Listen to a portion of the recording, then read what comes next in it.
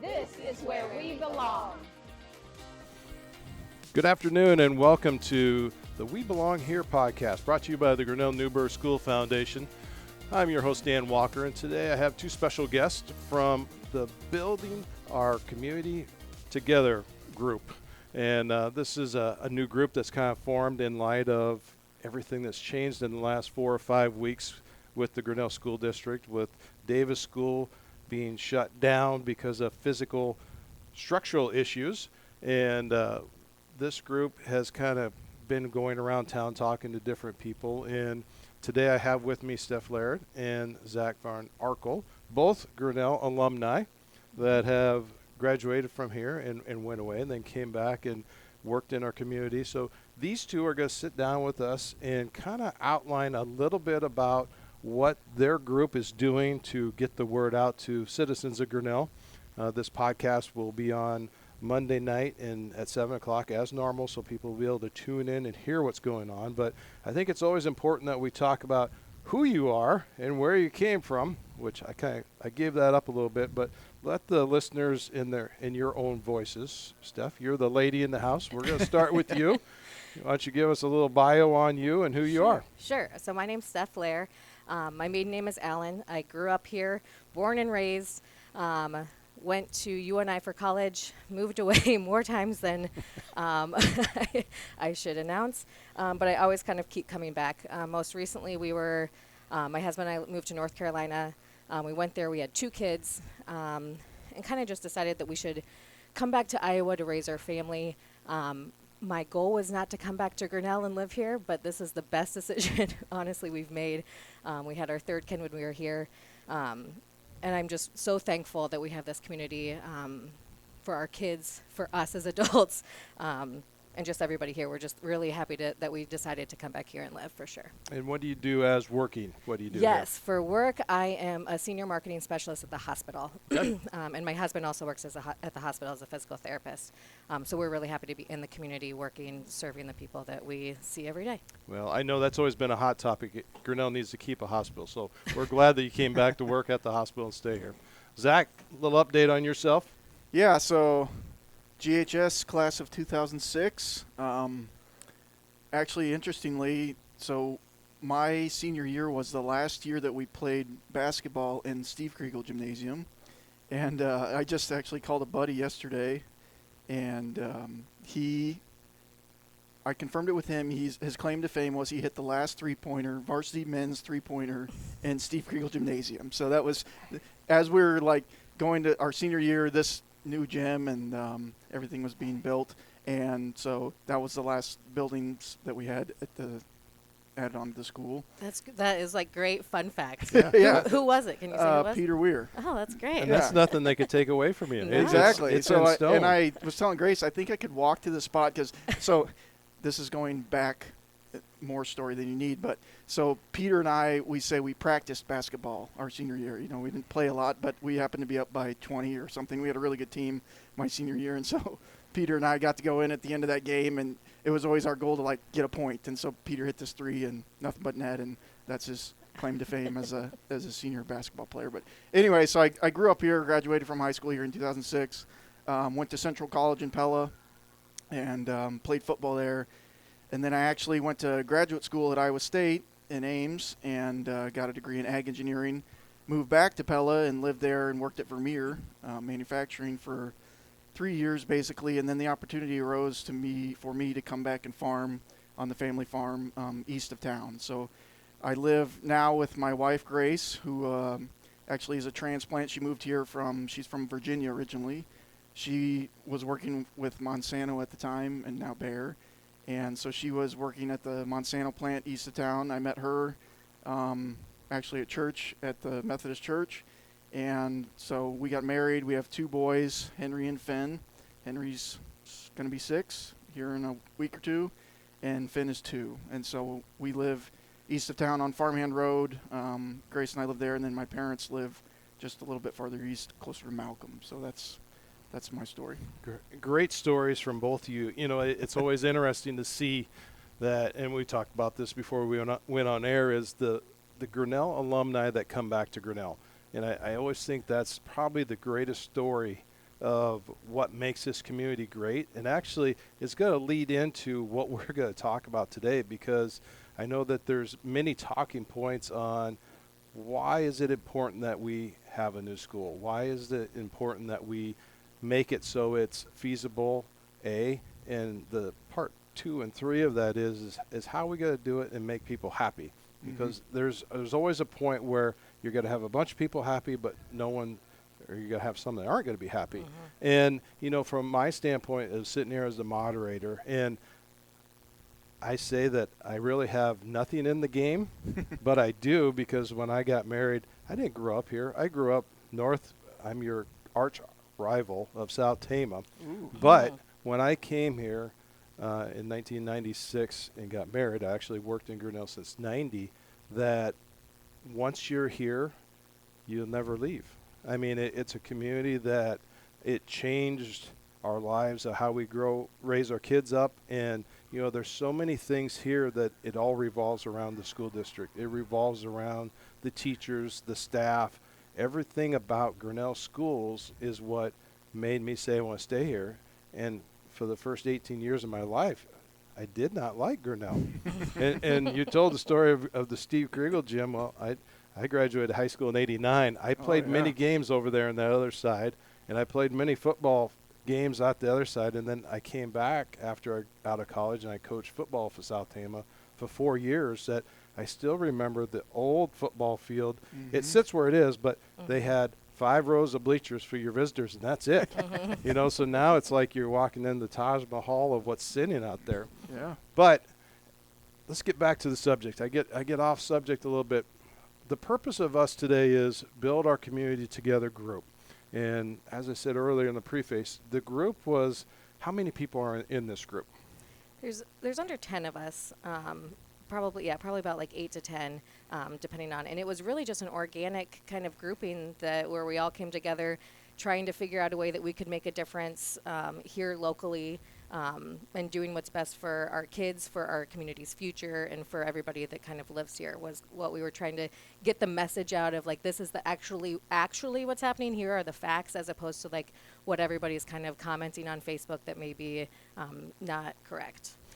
So the fact revolves around, probably it's just basically 4 letters, PPEL. Give us a little insight of what that actually means, or what we're talking about. The PEPL, as we say, is Physical Plant and Equipment Levy. So this is a levy. It's not a bond. We currently have a levy in place for our school district that's 0.67 cents per every per every $1,000, and we are trying to increase it to $1.34, which is the maximum amount. So we're just increasing it another 0.67 cents, or $0.67. Right. And that money then will be able to be used in addition to other money that we have with our save funds. Some other money that the district already has set aside. This is actually, if you listen to Elisa Beam's presentation, she describes it's only 14% of the money that we need for this new building is with this additional PEPL money. So voting yes, you're only actually, you're not giving the whole $32 million that we're needing. It's a 14% of the calculation. Right. And this is all the reason that we're where we're at today. It's a different story than it may have been 2 or 3 years ago. For sure. Of a group just saying that, and it wasn't even the group, it was the school system saying that we'd like to have a new school. This time, as of 9 weeks ago, there was a structural study that was done on Davis Elementary that basically said that there was a need of not hundreds of $1,000s, but $1 million+ of improvements in order to keep students in that school so we could keep having school. And it was kind of the justification, why spend millions when that could be a token of we're never going to get out of it. If anything went forward, let's go towards building a brand new school. And from that point, everyone, I shouldn't say everyone, but a lot of people either listened to or read in the Grinnell Herald about the school board activities that have moved forward out of that. And the point being is, as we go into next 3 weeks, Davis School is not in existence anymore. At the end of the school year, whatever happens, it's gone. Right. And the changing of the point to say that now we need a new school, kindergarten through 4th grade at a minimum, and we have to do something fairly quick, which even fairly quick means that that's only 2.5 years. I shouldn't say only. That's still 2.5 years from now that we would have to live in the current situation of putting the kids crammed in different spots. Yeah, and the school board is working so hard to come up with all of these different plans for where we can house and move the current students, but we don't have a permanent solution, and that's the reason that why this PEPL vote is so important. Right. And that vote is actually March 4th. Correct. So what would happen? What happens if the vote is yes? Tell us the results of, I mean, everyone's cheers and say, yes, it voted. What would happen if it is a yes? How does it go forward from there? If the vote is yes, then our understanding is that the school board will then purchase bonds to go towards a new elementary school to be built at the Arns location that has been donated. And we haven't covered that yet, but that was a huge, in my eyes, that was a huge gift given by the Arns Foundation and Arns family towards the school, and just a location that I think, you know, Superintendent Beams was saying we were thinking about putting it at the middle school, but she said in one of the presentations that I listened to that when the architects and engineers walked out on the Arns location, they said, this is a spot for a school. You know, that we could make it work at the middle school. It wasn't ideal. She's talking about they could possibly have to move the transportation building. There's a lot of elevation changes. And so if the vote is yes, the plan is to build a new elementary that would combine you take 3 schools and turn it into all those students that are going to 3 schools, Davis, Fairview, and Bailey, would then go to school at the Arns Park School, Arns location. So that's what would happen if voted yes, and we're hoping that is the outcome. But back to the committee, so building our community together committee or group, our goal is we want this vote to pass, obviously, but our main goal, in my eyes, and Steph, you can argue with me on this, but it is to inform people. We want to get people to come to the meetings that we're putting on. Superintendent Beams is doing so many meetings and being in front of as many people as she can and answering as many questions as she can. So it's a transparent and open conversation about here's the plan. And are there things that we don't know that are in the plan? Yeah, there's a lot of questions in the air, but it's like we have to get, this school built to then, we have to get this PEPL vote passed to then start answering those questions and to bring the community, bring the schools, bring the foundation together to say, here's where we're going to, do these certain activities for the community. And so that's a long-winded answer to say what happens if it's voted yes, but that's, in my mind, that's what happens if we get a positive yes vote on March 4th. And there's a lot of, I feel like, distrust in the history of things that have happened, within the last decades. And we're still fighting that battle now. But what our group is trying to do is really educate the community that we have of this is a new board. This is a different superintendent. They are being extremely transparent in everything that they're doing.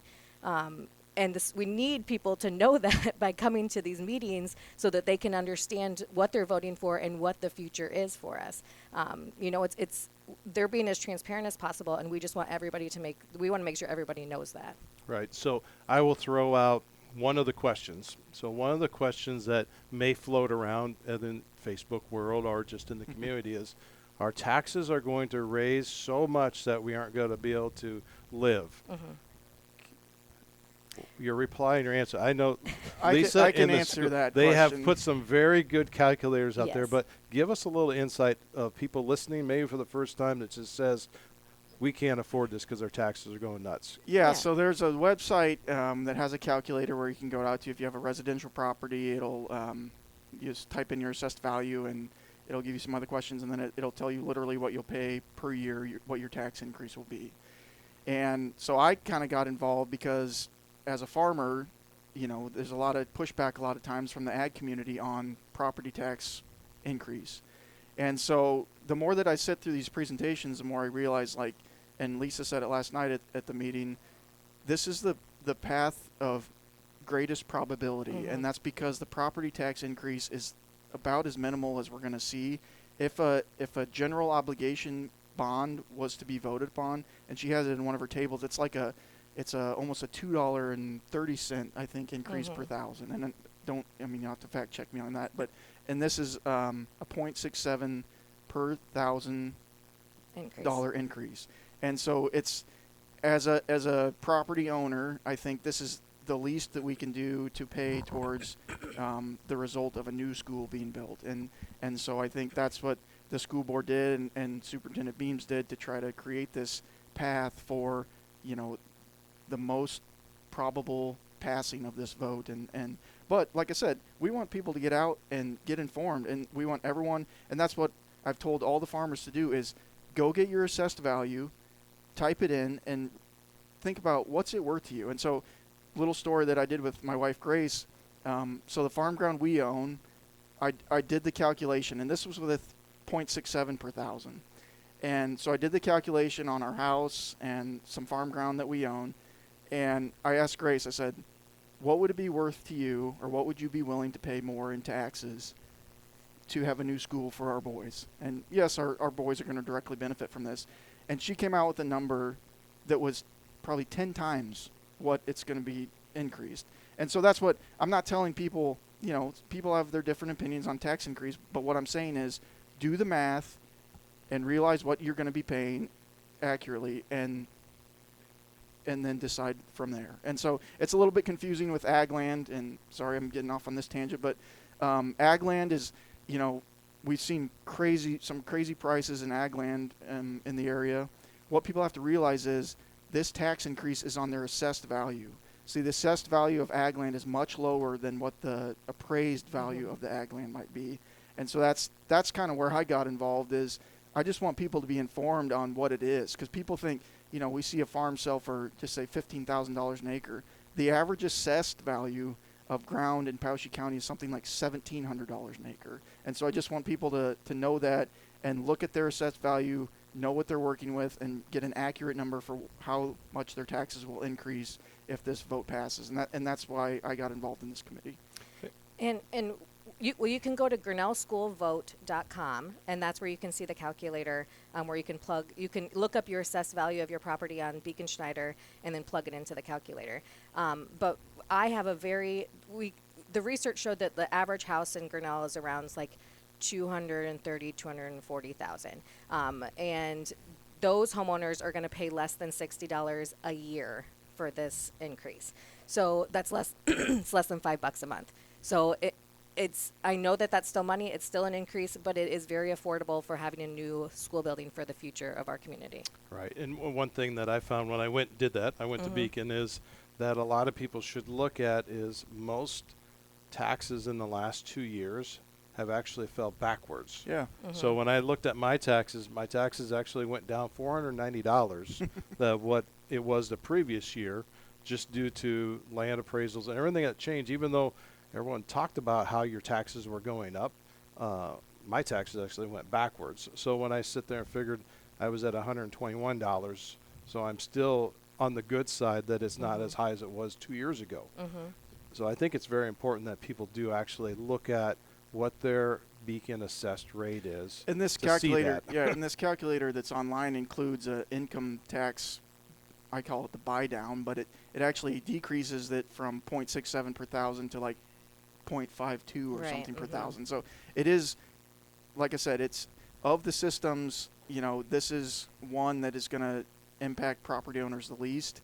And I think that's why people need to do the math and realize what their increase is going to be, and then decide for themselves. And there's a senior rate as well, which is lower than the general public one. So seniors, if they are in a fixed income, and depending on how their income is coming in, it's going to be lower than regular homeowners. Right. And then that's a little shout out for everyone that's 65 plus that may be listening. Mm-hmm. There's a lot of seniors in this town that don't take advantage of the additional discounts they could get on their property taxes. Yeah.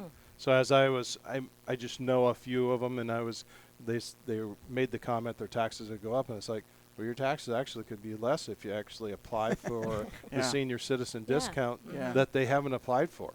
So, there's even greater savings that I encourage everyone that's 65 plus to look at that, because if you don't have that line that you have the senior citizen discount, I mean, most people are going to have homestead discount. There probably some veterans discount on there also. Yep. But if they don't have a line item that says senior citizen, which is basically you just call down to the courthouse in Powashik County or Jasper County, depending on what county you're living in, and they can fill it out and take advantage of more taxes that are relief. Mhm. So, like I said, I looked at it. It's like, really, there's just not a lot Yeah. of people that are using it. Mhm. So that's another thing out there that if you're wondering, how can I save money? I just give you a part two. You can save money, and then it'll just be a little bit more that you're giving back. Mhm. Where can we find, Zach, you talked about these meetings. Where's a good spot that we could find that we could go hit a meeting at? Yeah, I'll let the marketing guru answer that question. I'm looking up our next one. The next one is on Tuesday at the Powashik County Fairgrounds. Then the following one, I am pulling it up actually right now. But we do have a Facebook page, Building Our Community Together Facebook page that is just, we're trying to be informative. That has all the meetings on it, all the dates, and that's our goal, is just get people to those meetings, get them informed, and then let them decide from there. So. Yeah, so Building Our Community Together Grinnell is the Facebook page. Our next information and education sessions, February 11th on Tuesday at Powashik County Fairgrounds. Then the Thursday, February 13th at 7 p.m. at Grinnell College Golf Course. The next week is Wednesday, February 19th at Grinnell Middle School Auditorium or the Mini Theater. Thursday, February 20th at 7 p.m. at Elks Lodge in Grinnell. And then Thursday, February 27th at 7 p.m. at Oakland Acres Golf Club. And then we've also, last night we were at the Eagles Club. On Tuesday we were at Drake Community Library, and then the week before that we were at Seedland Park and Mayflower. So we're really trying to hit all of the different locations to encompass all of the community members who could possibly be voting or want information. Right. And, for some of our listeners, just an FYI that if you're thinking, well, why do you go to a care facility or Mayflower, Sealand Park? Those people all pay taxes too. So Yeah. even though you may think that they're at a location, everyone that's there, they're all basically like a condo, and they have taxes that they pay on their specific area that they're renting, or it's part of their contract. So they are involved, and they have kind of a part of this game that's in their back pocket too. And Joel Smith made the comment when we were at the Mayflower that they chose to live here for their retirement, and we want the young families to choose here to live for growing their family. So we have to continue to invest in our community. Right, and I think the investment back for the Mayflower and St. Francis both is there is a lot of activities that Grinnell schools come to Right. both those locations. I mean, you could follow St. Francis on their Facebook page, same as Mayflower. Constantly there are kids inside there working with them, giving them programs, giving them things that they get to enjoy and see what's going on in the school. And I know that I work quite a bit with Mayflower, and just the outside activities of sports and stuff that we do on the live stream, they're all very much, if they miss one or we have bad Wi-Fi, I get a phone call. Well, number one, my parents, they live there too, so they're part of that system, and they're like, hey, we missed it, we didn't get to see it. So they're very much involved in what the school system does, and I think that's a big part of just knowing how. So as Zach said, there is a Facebook page that you could go to. I think, Steph, you rattled off. It's Building Our Community Together Grinnell. If you search it on Facebook, that will get you there. The website is GrinnellSchoolVote.com is the website with a calculator and has a lot of different levy information on that as well. okay. In there, they could go through it. There's also on that pop-up page when it pops up. I'll put this as a link that if you watch it on YouTube, you'll be able to see some of these links as we're going through it also. But it also has the dates of when the election is and where you can go vote and where your tax calculator, so you can find all that stuff too. And we're hoping within the next week-ish that we're going to have an FAQ page where people will be able to submit their questions, and then they'll have a response. So the questions that are getting asked, you can physically go and see it as well. But we still encourage everybody to come to the info sessions, of course. Right, and I know that there was one other one that popped up. The chamber's having a special event for the business people downtown. As that I think Lisa's going to be there and speak too, just to give more information on reflecting of businesses. You know, there's a lot of personal interest of how's it going to affect me, but I'm sure the businesses also have great interest too. So Lisa's going to go over that and have an informational meeting to explain what goes on that side of things. Yeah, and the data kind of shows that people who are investing in the schools are going to increase property values. It's going to bring businesses. People are going to want to start businesses and put money into the businesses that are here because they believe that the schools are creating the strong foundation for the community. So it's not just about schools. It's about the future of our entire community, in my opinion. And that's why when we were forming this committee, we're coming up with a name, and it's like, it's not just the school committee. This is a community thing, and healthy communities have healthy schools, and that's where we're trying to start with an elementary school that, you know, is a new elementary school, state of the art, combines, you know, we take 3 schools out and we put them into one. There's a lot of savings and utility costs and other things in one location, and so that's kind of the goal. And honestly, there's a lot of unanswered questions about how the school is going to look and how many grades are going to be there, but it's like, I trust that the people that are designing it have the best interest of our community and the kids in mind, and that's where we have to sit and how we have to understand how this is going to get built. So that's And you interviewed Holly, Yes. right? Yep. We have great teachers here, and so why are we not supporting them in the best way possible when you have a teacher that's having to travel in between 3 different elementary schools? Let's put them in one location so that they can collaborate, so that they can spend more time with their students. You know, we want to keep the good teachers here because, you know, we have great teachers and we don't want to lose them. So investing for our teachers, for our kids, for the community, I mean, it's just, it's something we got to do.